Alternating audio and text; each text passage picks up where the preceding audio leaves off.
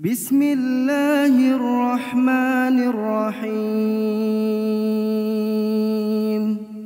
Bismillahirrahmanirrahim. Assalamualaikum warahmatullahi wabarakatuh.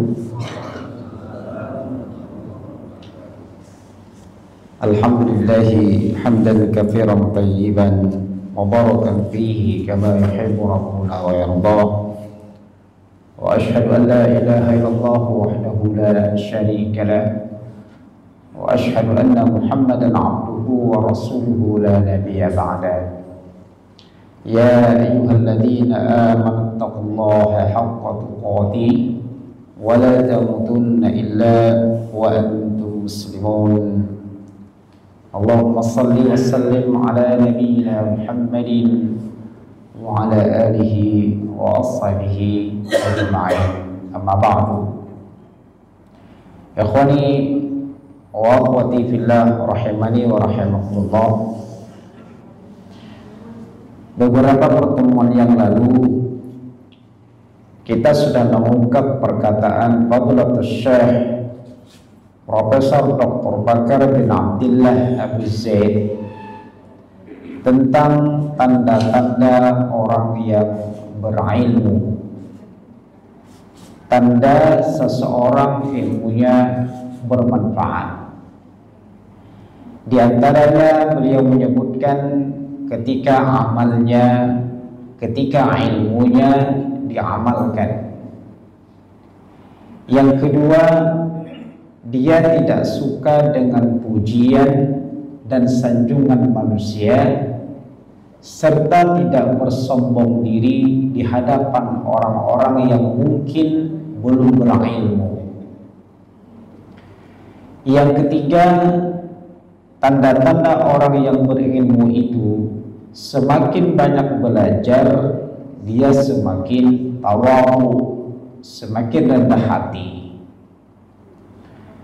Yang keempat, dia lari dari ketenaran, lari dari keterkenalan, tidak suka dengan popularitas.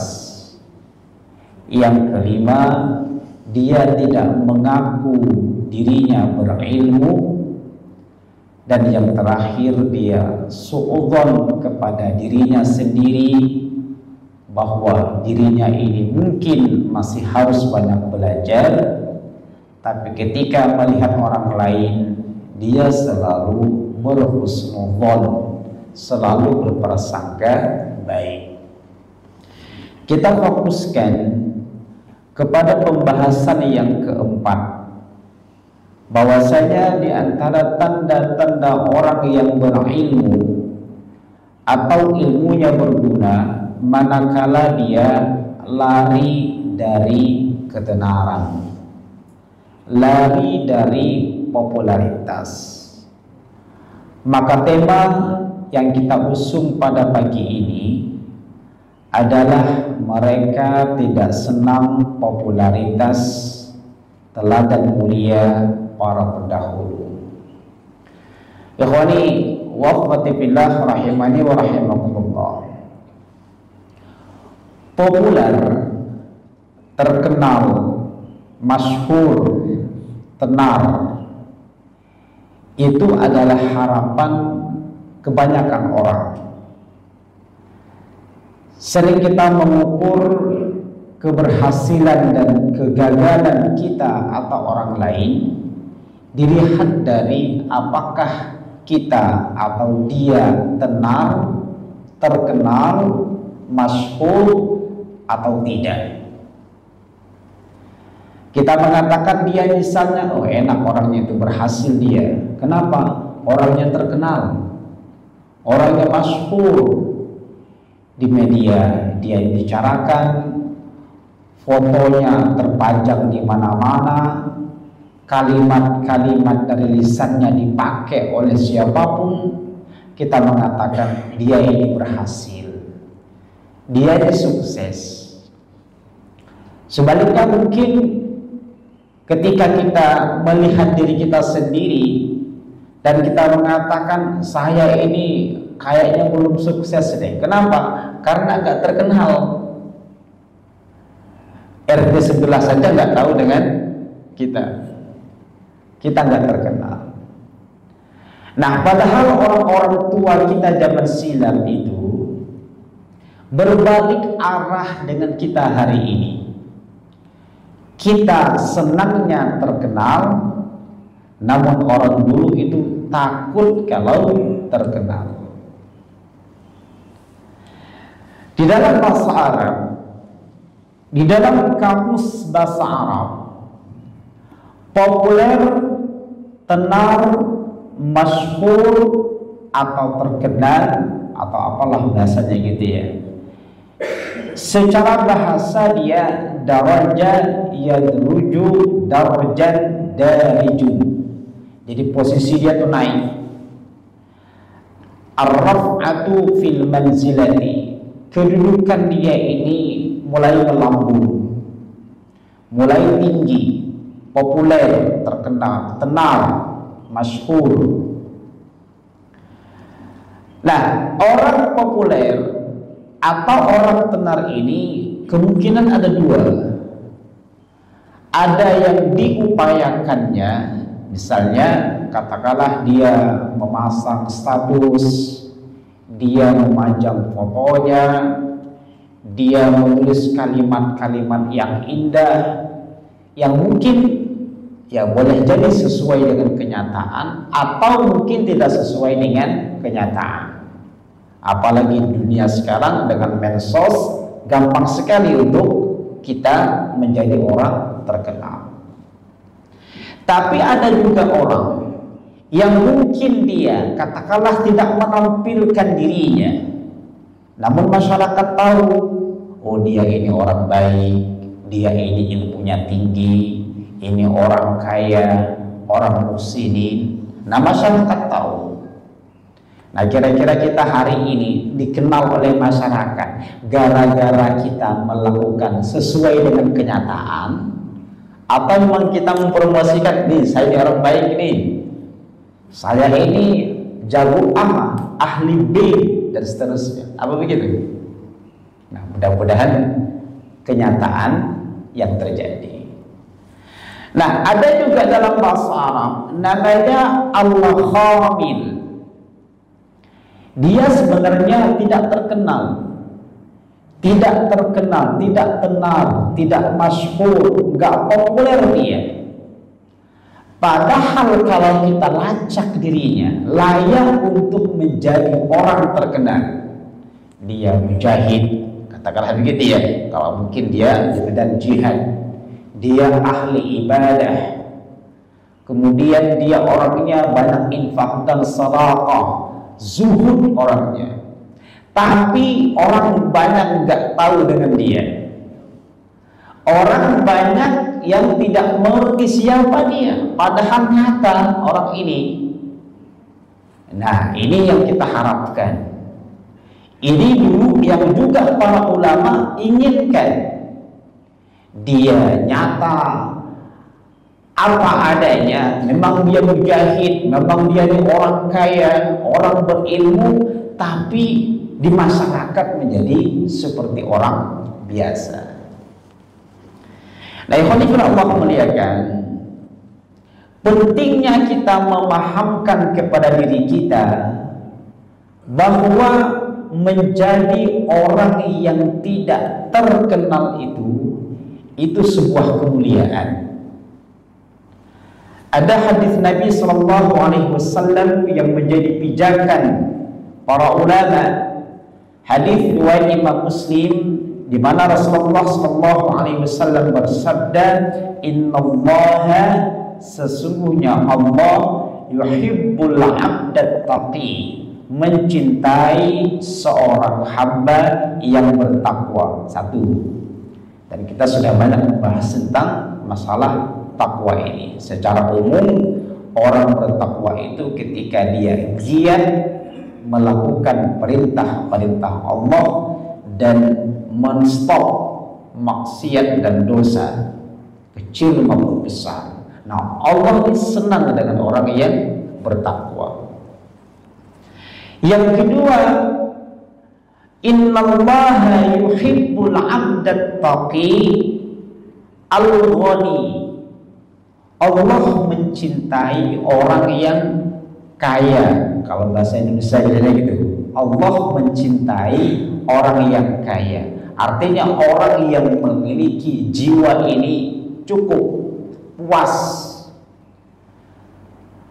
Fadilatul Syekh Muhammad bin Shalih Al-Utsaimin dalam syarah Riyadhus Shalihin berkata, yang dikatakan orang yang al-ghani, orang kaya, adalah alladzi istaghna bi nafsihi 'anil nas, ketika seseorang itu merasa miliknya itu sudah mencukupinya dan dia tidak memerlukan lagi orang lain, memerlukan lagi manusia, tidak berharap kepada manusia.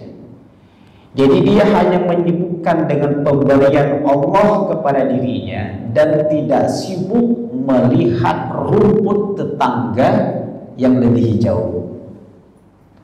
Ada orang masukkan ke rumahnya itu mobil misalnya, biasa saja kita, karena di rumah kita juga ada karunia Allah Subhanahu wa Ta'ala.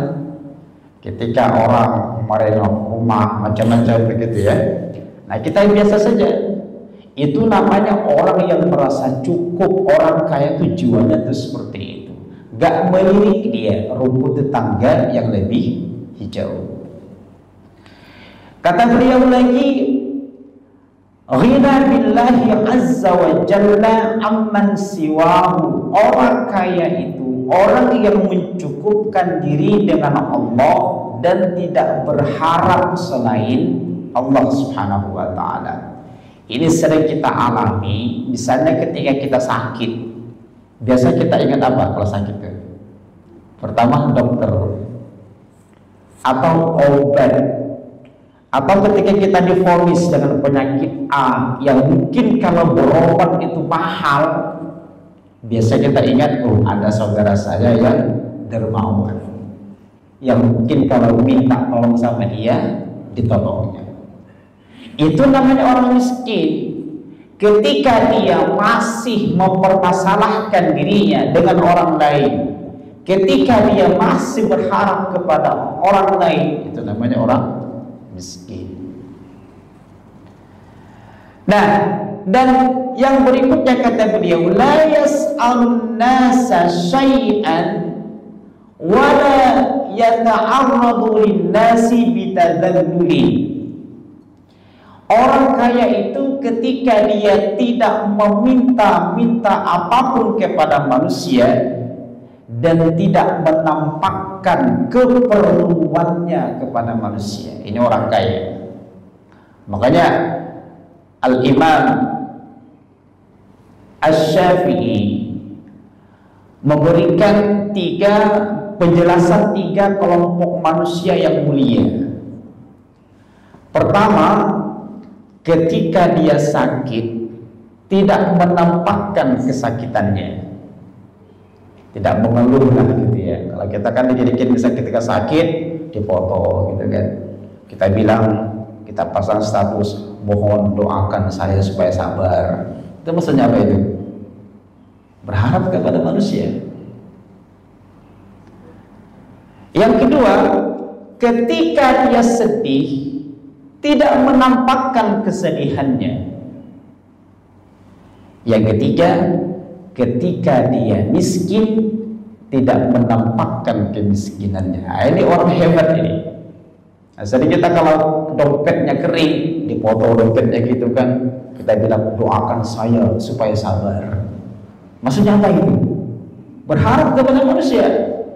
Walaupun betul gitu ya, supaya orang mendoakan kita. Ini menunjukkan kita menampakkan keperluan kepada manusia. Prioritas pertama, ingat Allah, mintalah kepada Allah terlebih dahulu. Bahkan para ulama generasi awal saja mengajarkan, kalau sendal kita putus, pertama kita bilang apa? Minta kepada Allah Subhanahu wa taala.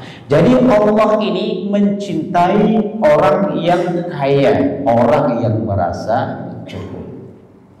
Yang ketiga, innallaha yuhibbul 'abdat taqi al-ghani al-khafi. Allah mencintai orang yang tidak suka dengan ketenaran, tidak suka dengan popularitas. Kata Syekh Al-Utsaimin, huwallazi la yudharu nafsuhu. Orang yang tidak suka dirinya terkenal. Andaikan orang menyebutnya, dia menjadi buah pembicaraan di kantor, di RT, di RW, bahkan mungkin dalam lingkungan besar. Oh, ini orang baik ini orang kerjanya bagus nih. Dia nggak peduli itu, nggak membuat dirinya tersanjung. Dalam bahasa para ulama itu, ketika dia dipuji, nggak menjadikan dirinya melambung. Ketika dia dicaci dan dihina, gak membuat dirinya down. Nah, ini namanya orang yang tidak suka dengan ketenaran. Orang bicara sama dia biasa saja. Orang membicarakan tentang dia biasa saja. Nah, ini Allah mencintai orang yang seperti ini. Nah, ikhwani fillah yang Allah muliakan, andaikan kita terkenal, maka ingat itu hanya sebuah titipan saja.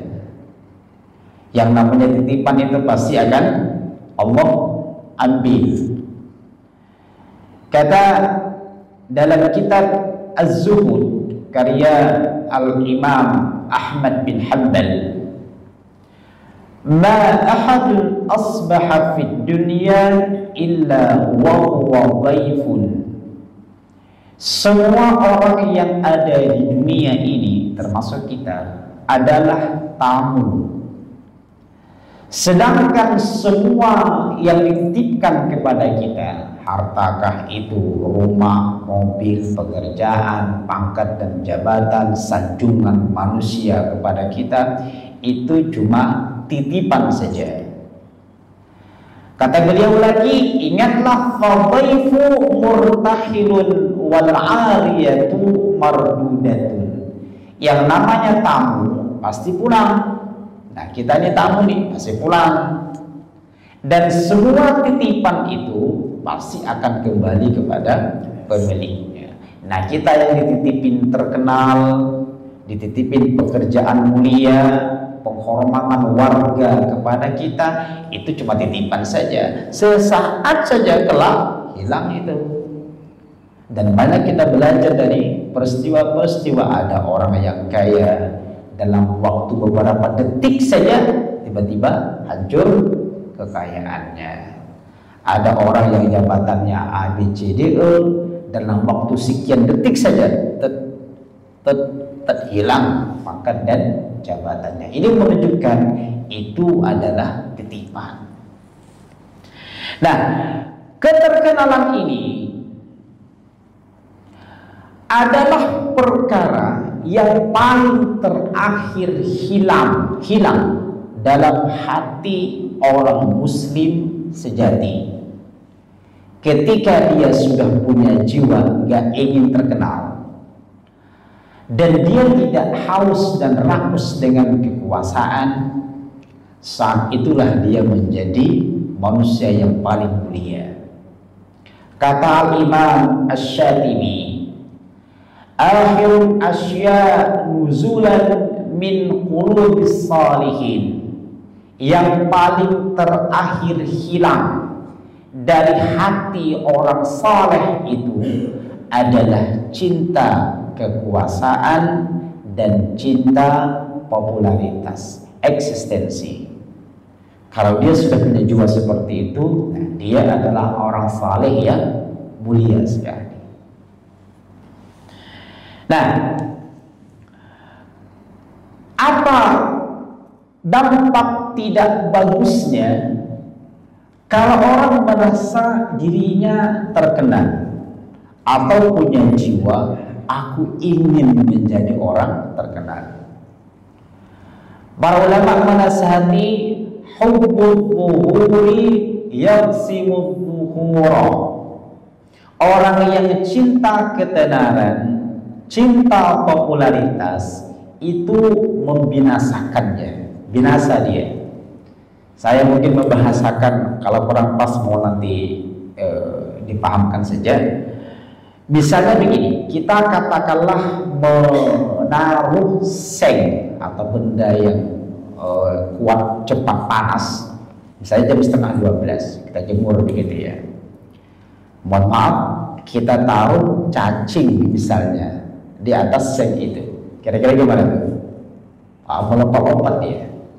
Itulah kayak orang binasa, orang tersiksa seperti itu. Jadi orang terkenal sebenarnya secara fisiknya, secara penampilannya memang mengenakan, nyaman itu, tapi batinnya itu tersiksa.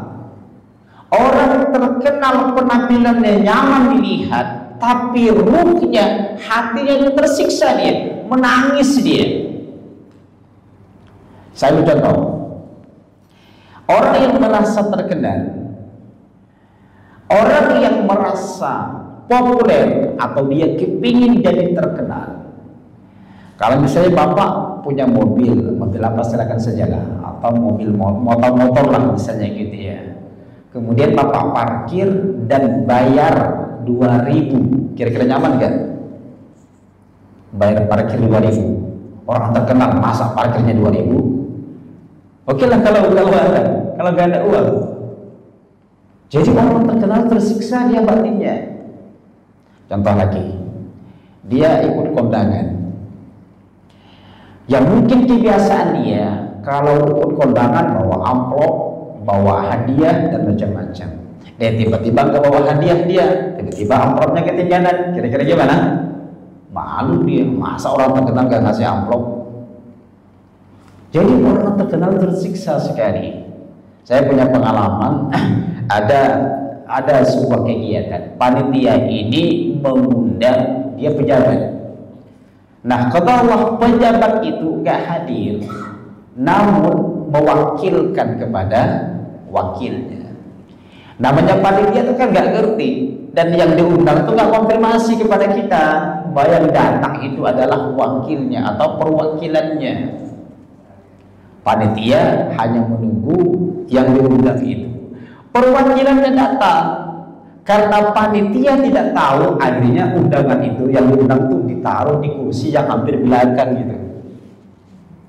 Apa kata perwakilannya? Saya masa diperlakukan kayak begini, ditaruh di kursi yang hampir belakang. Nah ini gaya orang yang jiwanya ingin terkenal. Ditaruh di tempat belakang, dia tersiksa dia. Dia merasa terkenal, tiba-tiba suatu hari pergi ke tempat tertentu jalan kaki. Malu gak kira-kira? Malu. Masa orang terkenal pakai jalan kaki? Harusnya pakai mobil, apalagi hujan-hujanan lagi misalnya.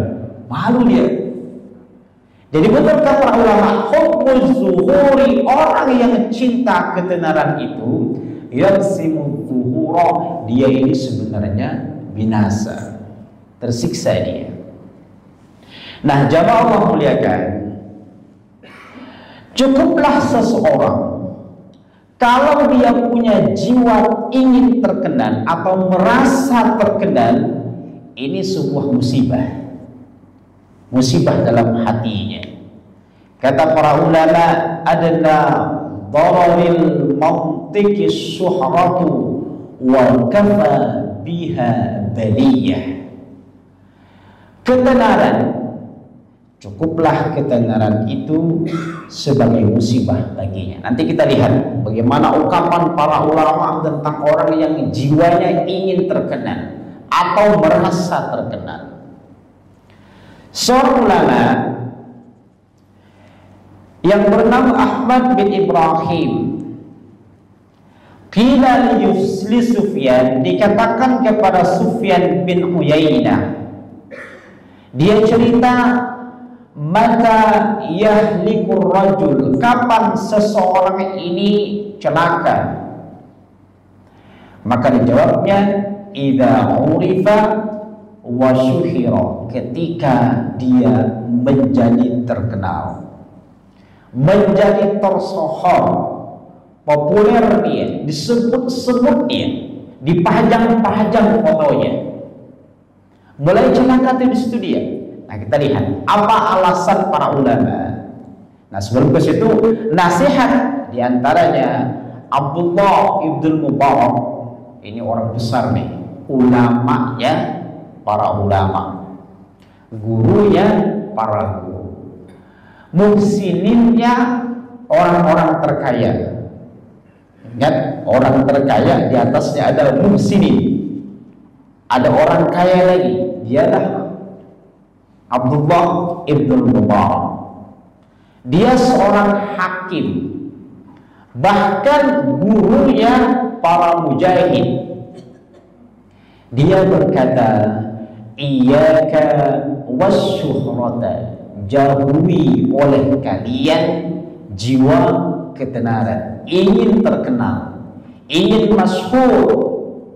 Kata beliau lagi, fama ataitu ahadan illa waqad naha 'anis syuhrati, dan aku banyak mendatangi orang-orang alim, semua mereka mengatakan jangan sampai menjadi orang terkenal. Ada dasar nih. Kita nih mau terbalik nih, kepinginnya jadi orang terkenal. Ulama dulu jangan sampai menjadi orang terkenal. Nah, kerugiannya, ini seorang ulama pada abad ketiga, wafat 227 Hijriah, Bashir bin Al-Harith. Beliau mengatakan, la a'lamu rajulan ahabba an yu'rifa illa dhahaba dinahu waftadah. Aku tidak mengetahui ada seseorang yang ingin tenar, terkenal, ingin masyhur, kecuali berangsur-angsur agamanya akan hilang. Agamanya pelan-pelan akan hilang. Ini mungkin pengalaman pribadi. Nanti silakan Bapak Ibu juga mungkin punya pengalaman yang berbeda. Saya dulu punya teman satu pondok gitu ya. Yang namanya kita hidup di pondok kan, ya tahajud bareng-bareng, belajar bareng-bareng, komitmen selalu berada dalam kebenaran juga bareng-bareng. Bahkan ketika kita selesai mondok, kuliah lagi, sama-sama juga kita ini disiplin dalam masalah berdakwah, disiplin dalam masalah beribadah. Tapi sebagian kecil dari teman saya itu kepingin, memang sejak dulu dia kepingin jadi orang hebat, orang terkenal. Maka sekarang saya perhatikan ada perubahan, ada pergeseran. Yang dia awalnya rutin ke masjid, jarang-jarang dia ke masjid sekarang. Kalau sudah punya kesibukan A, B, C dan seterusnya.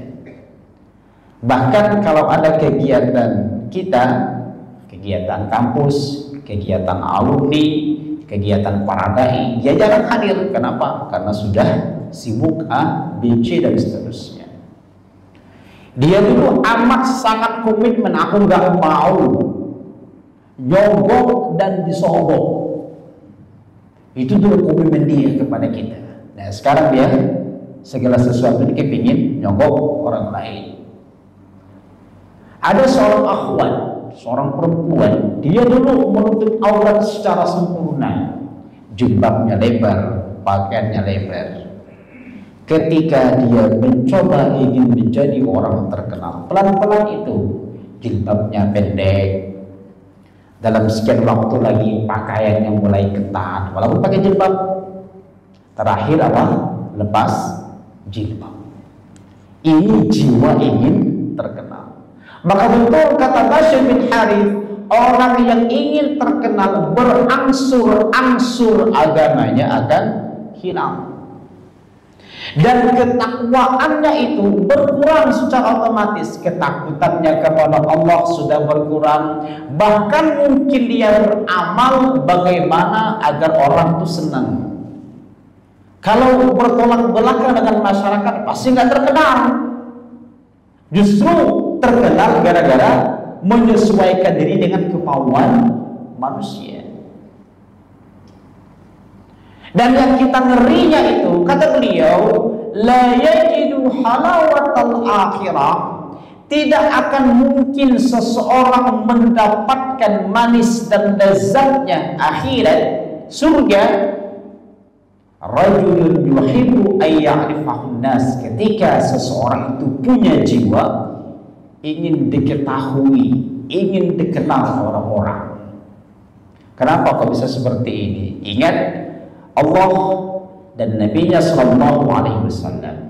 Allah dalam banyak ayat, Nabi-Nya dalam banyak hadis menjelaskan amal ini hanya diterima oleh Allah manakala amalan diniatkan karena Allah, ikhlas karena Allah semata, enggak bercampur aduk dengan yang lainnya. Adapun orang yang ingin terkenal, pasti niatnya itu bercampur. Gak mungkin dia murni beribadah karena Allah Subhanahu wa ta'ala. Pasti ada motif yang lain. Motif karena manusia, motif ingin menjadi orang yang hebat dan seterusnya. Nah, makanya kalau kita ingin selamat di negeri akhirat nanti, ini pesan Al-Imam Malik bin Anas bin Malik. Kata beliau, hendaklah siapa mereka yang ingin senang, tenang, tentram jiwanya dan selamat dari berbagai kengerian pada yaumul qiyamah, falyakun amalahu fis sirri aktsar minhu fil alaniyah. Hendaklah amal kebaikannya itu lebih banyak dirahasiakan ketimbang yang ditampakkan. Karena biasa kalau amalan kita ditampakkan, memungkinkan sekali untuk ada riya. Tapi kalau amalan kita sembunyikan, potensi untuk ikhlas karena Allah Subhanahu wa ta'ala. Dan nasihat para ulama lagi, firra minan nas, kalau kalian beramal, larilah dari manusia. Artinya apa? Jangan tiba-tiba dipajang, ditampakkan, disosialisasikan di depan manusia. Karena tafirru minal asadi, sebagaimana kalian menjauh dari singa. Kalau kita beramal karena manusia, pasti amal kita tidak diterima. Sebagaimana kalau kita berjalan di depan singa yang kelaparan, selesai kita. Makanya larilah dari manusia seperti kita lari dari singa. Jangan sampai berniat untuk melakukan sebuah amal, tujuannya ingin terkenal. Itu nggak ada gunanya, itu hina dan dina nanti dia yaumul qiyamah.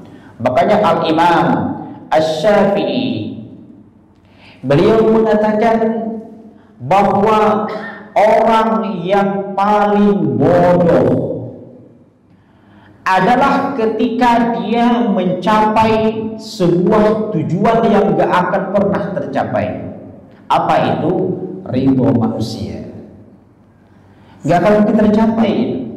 Ridho nas, ghayatun la tudrak. Ridho manusia ini adalah tujuan yang gak mungkin tercapai. Kita saja, mohon maaf, ikutin istri satu saja, itu luar biasa perjuangan. Gimana nyenangin dia. Apalagi kalau udah banyak kepala, gak mungkin menyesuaikan kepala orang yang banyak itu. Maka ridho manusia gak mungkin kita tercapai.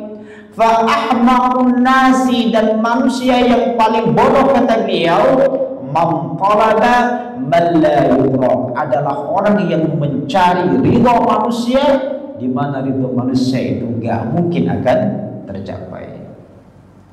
Ibaratnya kalau kita ngikutin orang, ketika orang ke kanan kita ke kanan, ketika maunya orang ke kiri kita ke kiri, capek kita, lelah kita. Tapi kalau segala perbuatan ini kita orientasikan, niatkan karena Allah Jalla wa'ala, maka gampang itu. Pasti Allah ridho dengan kita, dan Allah jadikan manusia juga senang kepada kita.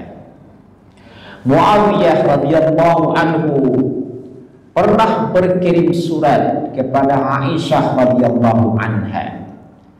Kata Muawiyah, "Wahai Aisyah, tolong nasihati saya, yang pendek saja, jangan panjang-panjang." Kata Aisyah, di mana Rasulullah pernah bersabda, "Man iltamasa ridallah bisakhatin nas." Siapa yang mencari ridha Allah walaupun mungkin orang itu nggak senang, maka radhiyallahu anhu, Allah ridho dengan dia, wa arda anhu nas, dan Allah akan jadikan orang itu ridho kepada dia. Tapi sebaliknya, waman iltamasa ridhon nasi, siapa yang mencari keridhaan manusia walaupun mungkin mengundang murka Allah Subhanahu wa ta'ala, Allah gak senang, apa akibatnya?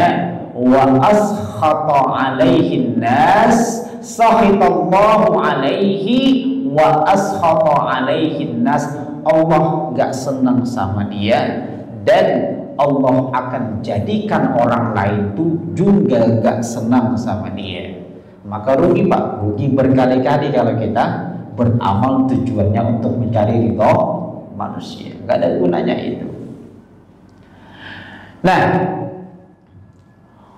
kata Ibrahim bin Adam, ulama pada abad ke-8 Hijriah, "Masabakallah abdun yuhibbu syuhrata bi'ilmin aw amalin aw kiramin."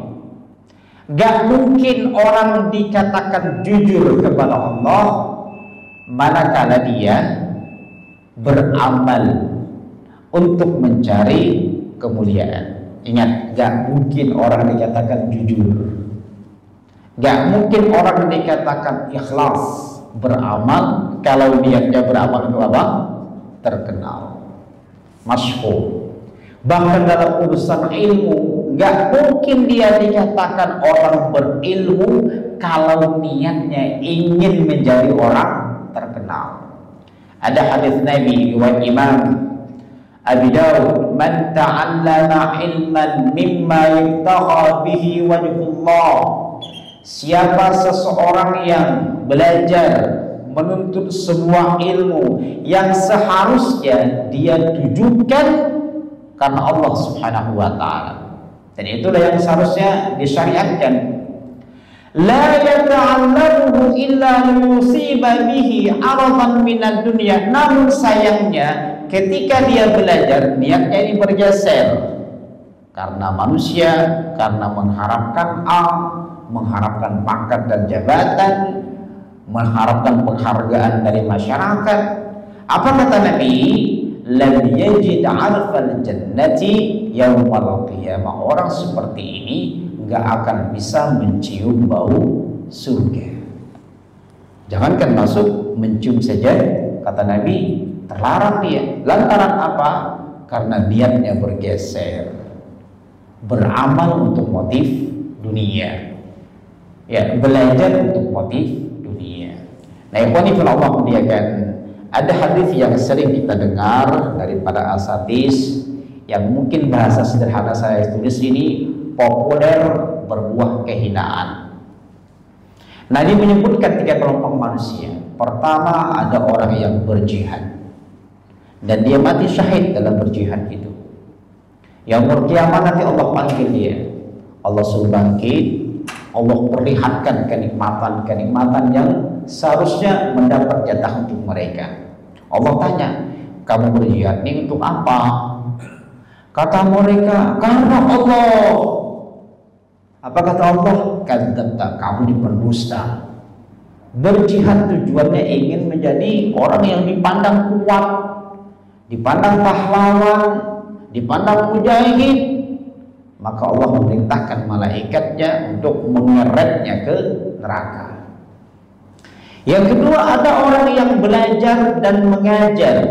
Allah suruh bangkit nanti yaumul qiyamah. Allah melihatkan kenikmatan-kenikmatan mereka. Allah tanya, kamu belajar ini untuk apa? Ngajar itu untuk apa? Mereka menjawab, karena Allah. Apa kata Allah? Kadzdzabta, kamu pembohong. Belajar tujuannya ingin menjadi ustaz, dipandang oleh orang sebagai orang yang berilmu. Kamu mengajar supaya menjadi orang terkenal.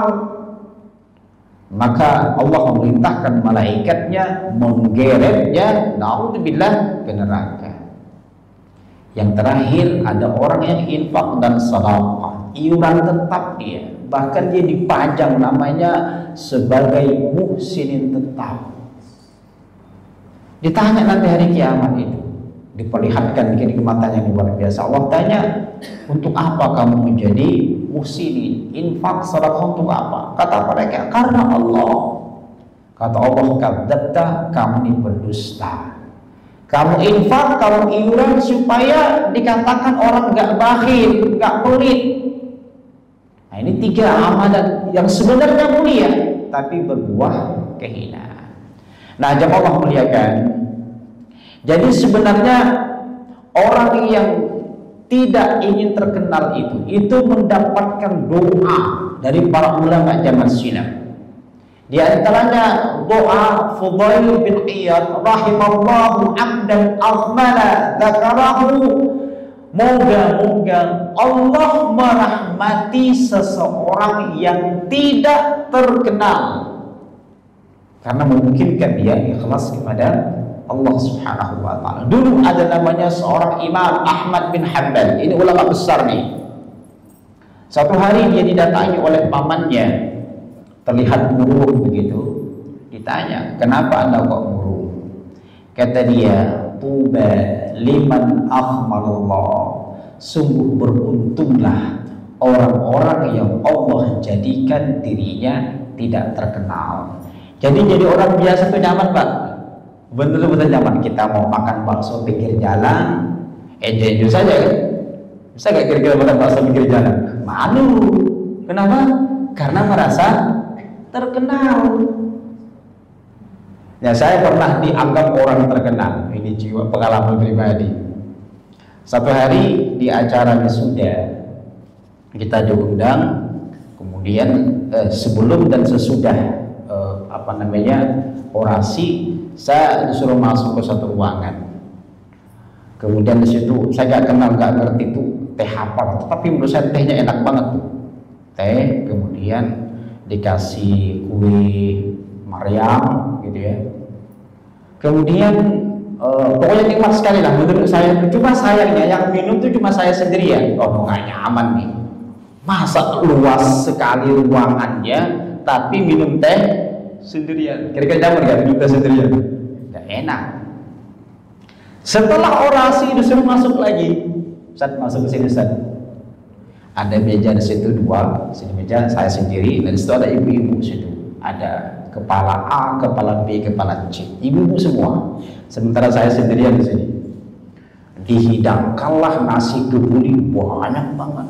Makan sendirian. Kira-kira nyaman gak? Enggak enak itu. Makan kebuli sendirian gak nyaman. Biasa kita makan kan bareng-bareng gitu. Jadi orang yang dianggap terkenal saja nggak nyaman itu. Makanya wajar Imam Ahmad bin Hanbal itu mengatakan, beruntunglah orang yang Allah jadikan dirinya tidak terkenal. Yang terakhir saya mau cerita ungkapan, ada 2 ya. Dulu ada namanya tadi ya, sampai Al-Imam Abdullah ibn Mubarak, dia ini ulama besar. Satu hari dia kepingin minum di sebuah perkampungan. Yang namanya tempat minum itu banyak orang juga berebut air minum karena mungkin sumur atau apa begitu ya. Biasa orang terkenal juga dikawal, Pak. Atau bahkan mungkin kita hari ini makan siang disediakan, mobil mungkin macam-macam disediakan, karena kita terkenal.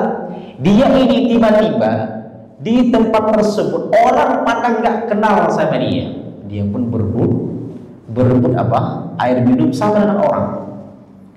Ketika minum selesai, dia keluar lagi. Saat keluar itu juga berdempet-dempetan supaya keluar tadi. Setelah keluar dia bilang apa? Kayaknya baru sekarang saya menikmati hidup. Kata beliau begitu. Sekarang saya baru merasakan hidup. Kenapa? Saat saya bersama masyarakat, orang pada nggak tahu, orang pada nggak menghormati saya. Biasa kayak kebanyakan orang. Nah berarti Pak, orang terkenal tuh merasakan kayak begini. Satu. Yang kedua, Imam Ahmad bin Hanbal, Imam Abdullah bin Mubarak dalam sebuah kisah, ketika ada peperangan satu kaum muslimin kemudian melawan orang-orang Romawi, dan letaknya waktu itu di Turki, ya, di Tarsus. Nah, ketika pasukan Romawi sudah berhadapan dengan kaum muslimin, ada jenderalnya orang Romawi itu maju, kemudian dia mengatakan, kaum muslimin, siapa yang berani melawan saya? Maka majulah orang terkuat dari barisan kaum muslimin itu maju, berantem begitu kan, meninggal tuh orang kaum muslimin itu meninggal, sampai 6 orang meninggal, dibunuh oleh satu orang Romawi yang kafir. Tiba-tiba muncullah seorang laki-laki dengan berbau pakaian. Jadi kepalanya pakai baju besi, kemudian pakai tameng besi, dan dari tangan sampai ini semua berbalut kecuali matanya yang kelihatan. Berperanglah dia dengan orang yang terkuat tadi dari kalangan orang Romawi, dan mati orang Romawi itu. Maju lagi orang Romawi sampai 6 orang mati, berarti 6 orang mati dari kalangan Romawi, dan 6 orang mati dalam barisan kaum muslimin. Nah, semua prajurit termasuk juga jenderal penasaran siapa yang maju itu. Akhirnya ada seseorang yang mencoba ingin mengetahui dari belakang dia, ditariknya ujung sarungnya, ujung kainnya itu, ketahuan tangannya. Dia mengatakan, oh kamu nih Abdullah ibnu Mubarak. Baru tahu orang itu. Apa kata Abdullah ibnu Mubarak ketika dia ketahuan oleh orang? Celaka kamu, celaka kamu, besok gak usah lagi. Nah, kira-kira begitu. Nah, kalau kita misalnya punya jasa A, punya jasa B, punya jasa C, kemudian orang bilang, orang sebut, orang promosikan, kira-kira kita senang apa gak senang? Kata orang, kepada yang terhormat, sebulan ini orangnya adalah muslimin tetap. Kira-kira senang apa gak senang? Senang. Abdullah bin Mubarak itu mengatakan, celaka kamu, besok gak usah lagi. Artinya apa? Jiwa orang zaman dulu itu, dia layak untuk terkenal. Dia muslim, dia mujahid, dia ahli ilmu, ulama, tapi gak kepingin menjadi orang terkenal. Sementara kita harta dikit, jabatan mungkin juga gak ada, ilmu pas-pasan, tapi kepingin jadi orang terkenal. Nah, mudah-mudahan nasihat singkat ini mengantarkan kita bahwa beramal karena Allah itu penting, dan jangan sekali-kali beramal ingin menjadi orang terkenal. Demikian wasallallahu ala nabiyina Muhammadin wa ala alihi wa sahbihi ajma'in. Kami silakan kepada Bapak yang kepingin menyampaikan sesuatu. Silakan Pak. Terima kasih. Assalamualaikum warahmatullahi wabarakatuh. Waalaikumsalam warahmatullahi wabarakatuh. Saya guru SD, Pak. Ketika kami membimbing mereka, saya mengatakan Nabi Sulaiman orang yang kaya sampai bisa bersombong. Utsman bin Affan itu sampai 17 budak dengan makan akhlak, kemudian dibagi, nanti mereka dia terkena betul. Kemudian Nelson Mandela juga berkali orang kaya terkenal. Nah kalau anak-anak nanti tidak menjadi ambil bagian bisa membuat orang lain bermanfaat, rugi. Sekarang RT aja, RT RW sampai Pak Bupati, sampai dengan Pak Presiden itu harus memberi modal orang supaya kita punya manfaat. Nah, kami memberi promosi barang anak itu kan harus yakin betul. Kalau Anda nanti mempunyai ilmu, Anda bisa membantu orang lain. Kalau Anda punya harta benda, Anda dapat menyelamatkan dunia ini. Tapi kalau Anda penonton, Anda nggak bisa. Allah tidak pernah berfirman ayat akan musyawarahnya. Juga tidak pernah berfirman bungaan pertamanya. Juga tidak pernah berfirman maka dia akan bersenjata. Tetapi pada badai ada pelangi, dia bertangisan, ada seniman, ada doa, ada jawaban, ada usaha, ada seniman, dia ada budget. Itu yang kami berikan mereka. Alhamdulillah mereka menjadi orang-orang yang memang mempunyai manfaat banyak. Kan? Jadi artinya Ustaz, setiap zaman ada pemimpinnya, tapi ada zamannya. Untuk saat ini Ustaz, kalau kita hanya penonton, ya kita tidak bisa berbuat banyak. Mungkin bagaimana tentang Bapak terkait dengan riset kami bahwa untuk menjadi orang yang bisa menolong banyak orang harus berbahagia, harus menjadi pemimpin, harus menjadi orang yang punya manfaat bagi banyak orang. Kalau tidak, kita tidak bisa berbuat banyak. Kita termasuk orang yang ya tidak punya manfaat. Ya. Gimana Bapak, pandang Bapak? Masya Allah, barakallahu fiikum. Terima kasih banyak. Jadi kita bedakan tadi antara masyhur dengan khumul, ya. Masyhur dengan khumul, terkenal, populer dengan khumul. Jadi kalau masyhur itu dia memang ya mungkin belum pas untuk jadi orang terkenal, ilmunya pas-pasan, hartanya juga nggak banyak, amal solehnya juga begitu gitu ya. Tapi mencoba mempromosikan dirinya sebagai orang yang hebat, seperti Superman lah kira-kira begitu. Padahal nggak pas. Oke, Ustaz.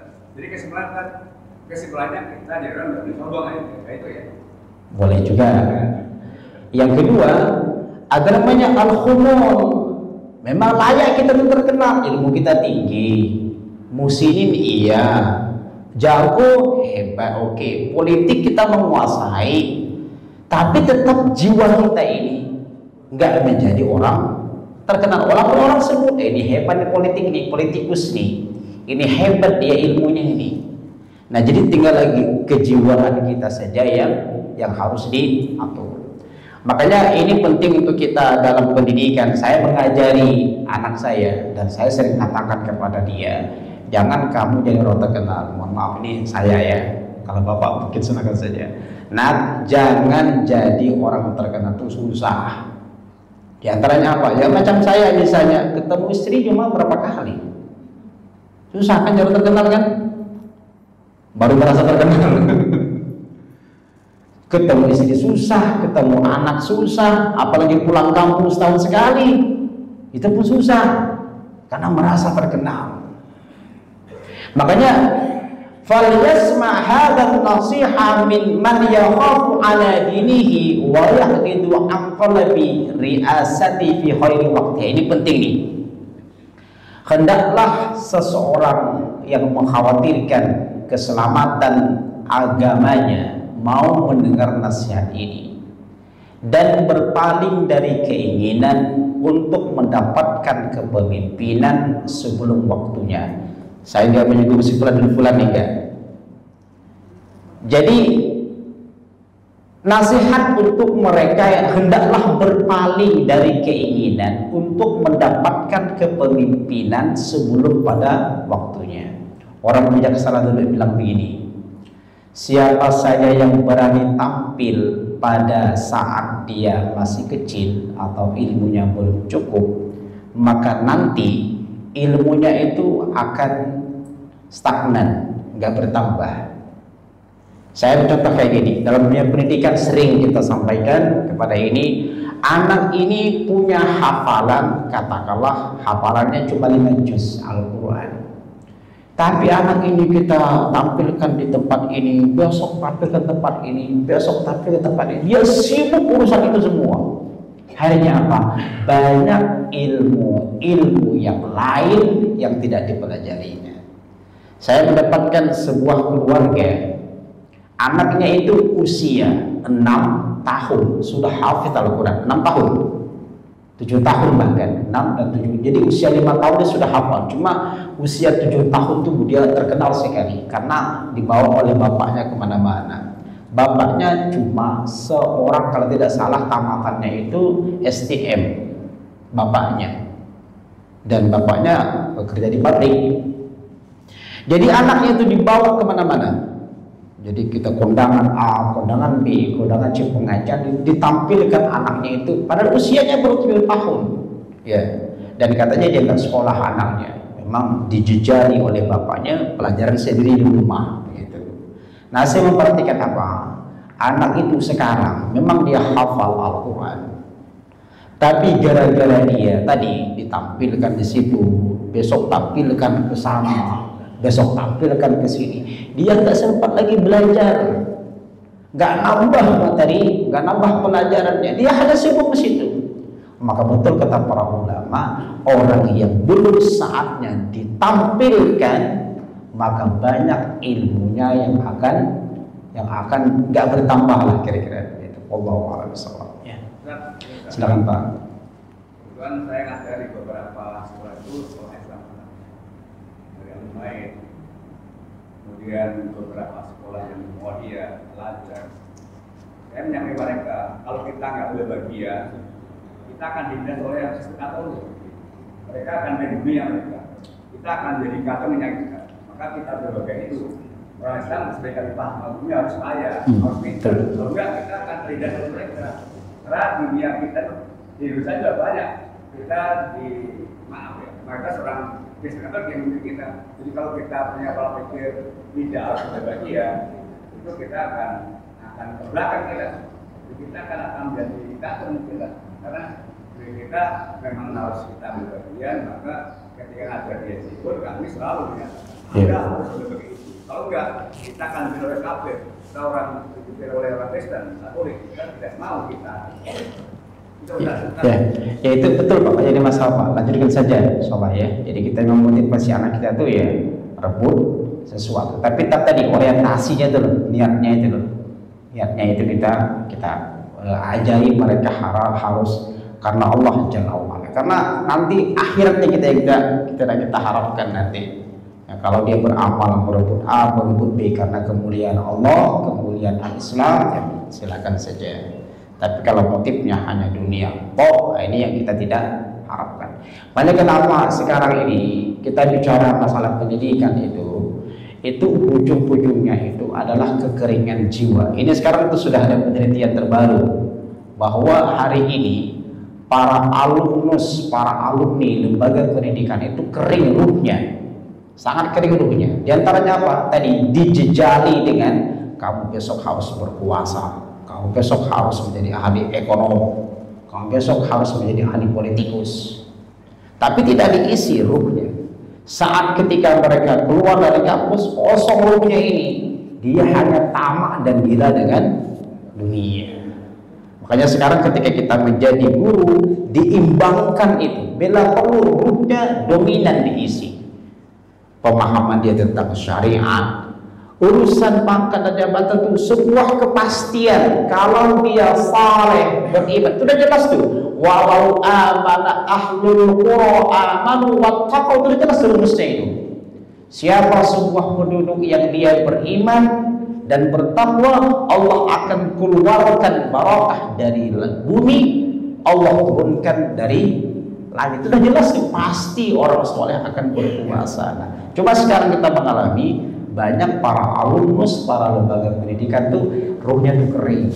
Karena tadi pemisahan namanya korban pendidikan sekularisasi, memisahkan antara dunia dan akhir. Ya, semoga yang terjadi di dalam lembaga pendidikan kita. Demikian Pak ya. Baik, jazakumullahu khairan. Kita tutup dengan hamdalah dan kafaratul majlis.